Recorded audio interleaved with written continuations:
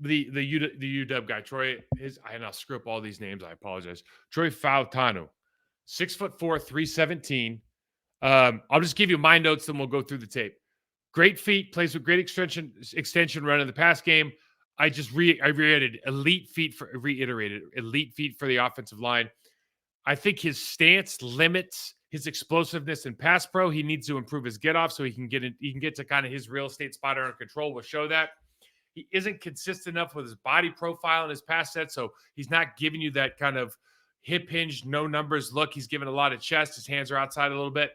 He has the tools to be powerful in the run game, but his footwork isn't really there. He's kind of setting up for contact, punching, and then trying to get his feet chase his hips late. He's not playing with a lot of hip explosion in the run game. So he's kind of, and a lot of guys in the National Football League are doing this now. It's just you can't really move people off the spot if you're trying to fit in, settle, and then roll. And especially at 6'4", 317, he has the leverage, he has the bend, he has everything you want. He's just not utilizing his power as much as he can. Let's take a look at this guy. I really like this guy as an NFL prospect.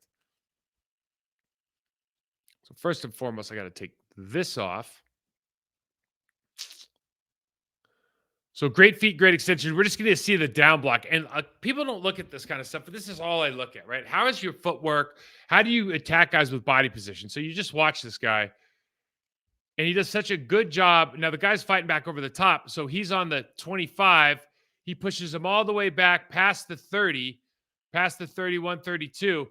So when a guy plays over the top and changes, he can accelerate through, get those hips engaged underneath and run those feet. He plays with his arms extended away from the body. Love it. We see at the left tackle position, you see he's a little bit upright. So he's got that kind of sit down in the chair stance. The problem with that is you're going to end up right. You're a quad dominant guy, so you can't really explode out of your stance as fast as you want for the speed rushes of the National Football League. And then two, you're really upright into contact. So we'll see here. You got to get a better body position. So I'm not just giving up all of this chest initially. And you want to be able to strike with your hips. So it's hard if you're not a hip hinge athlete. If you're sitting upright, it's hard not to just punch with your arms. When you punch with your hips, that means both your feet are in the ground and you're actually pressing down into the earth to activate that posterior chain so you can get more snap into your strike. That's not something that people think about that much because, quite frankly, offensive line coaches don't spend a lot of time with the strength and conditioning coaches. They don't understand how the body works. So he has to fight off, and he's got a good job of replacing hands, but this is an undersized guy he shouldn't have any problems with. Again, guys, I love that he's downfield here.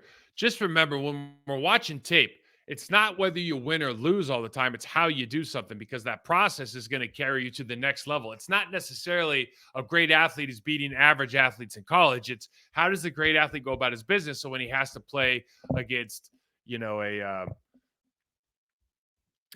Myles Garrett, when you have to play against a Josh Allen, those type of players, like how are you going to perform? Because those guys are the elite, the best of the best. We get the down block here. And you just see the way he's able to move his feet and now able to reset his hips. He does a really good job of moving laterally. He doesn't heel click. Everything's very fluid. He's a smooth mover. He tries to play extended. Good job of holding it off in the pocket. Again, you see that tall stance. I'm not a fan of that. Some guys can do that and they can engage their hips. The problem is you're just giving a big target to the defensive end. I just love this. I can't see this enough. You just don't see this in the National Football League. Tuck your ears in moment, man. If you are a looper and you do not get ear hold, if you're not paying attention and you got a dropper on the tackle and that tackle doesn't ear hold your guy, like I just move on from the tape. I don't even want him, right? I want a guy that's going to ear hold a dude because it's a violent sport inside. Let's take advantage, knock him right on his backside. Fantastic. 3-point stance here. He's fluid in and out. Does a great job of winning with the hands. So gets hands inside, can snatch a la Mike Flanagan back in the day. There's nobody better at it, at least as far as anybody I've seen in the National Football League. It wasn't snatching dudes than Mike Flanagan. Great hands here. You can't measure in the NFL. What I mean by that is, let me go back.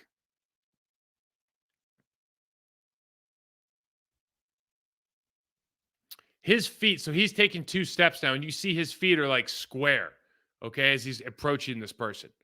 And if your second step isn't gaining ground, you're square, I call that measuring. In other words, you're not coming off to level that dude to snap and win the initial contact. You're trying to not miss. You're a little bit worried about it. You see his stance is a little bit wide, and you're going to kind of fit in, and then you're going to fight a little bit, right? Your play side here on this look, you got to come off the ball and try to displace vertically. And when you don't do that, this is when guys like aren't necessarily as good as you, like one here, can just arm over inside and you lose your leverage point because your feet are square. You can't move them. You're not in a good position.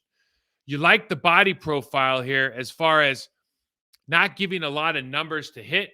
He's got a decent hip hinge. He's still a little bit too tall. Hands are inside. So if you're looking at this down the barrel from the defensive end's perspective, there's not a lot of action that you can take from the tackle here. You have to be able to try to fight, find an edge, try to get him to get off his spot, change his rhythm. And he's kind of giving you this look where all you see is the top of the numbers, shoulder pads, top of the helmet, right? Hands are inside. That's a great body profile for a guy that he can take to the National Football League. Good job again, playing of extended, finishes his block there.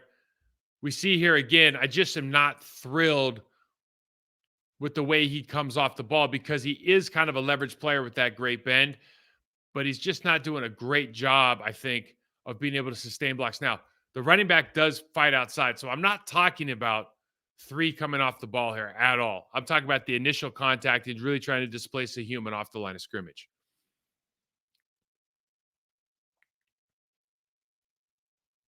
Love the versatility as far as his ability to move in space. He can pull, he can run any scheme you want him to run.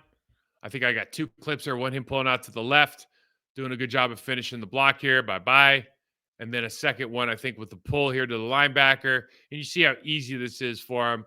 He looks really like a small center almost moving around. Now, he's only 6'4", 317. Some guys are going to probably look at him and be a guard prospect, which I think he could be a really, really good guard, quite frankly. But I'm sure he's going into the league thinking, hey, I'm a tackle. He kind of reminds me of the kid from Northwestern last year, who went to Tennessee. He's playing left guard this year. Obviously, Skolinski, he's a legacy guy in Wisconsin. So I think for me, if you're looking at Troy Fautanu, really, really good player, really, really good feet. He might be a guard.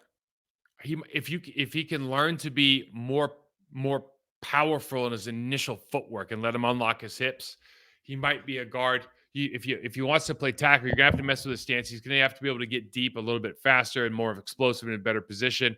But you just see he's got kind of all of the things that you're looking for, just strictly from the standpoint of can I get to a good body position that kind of removes options from the defensive end? And he's really, really good on the move.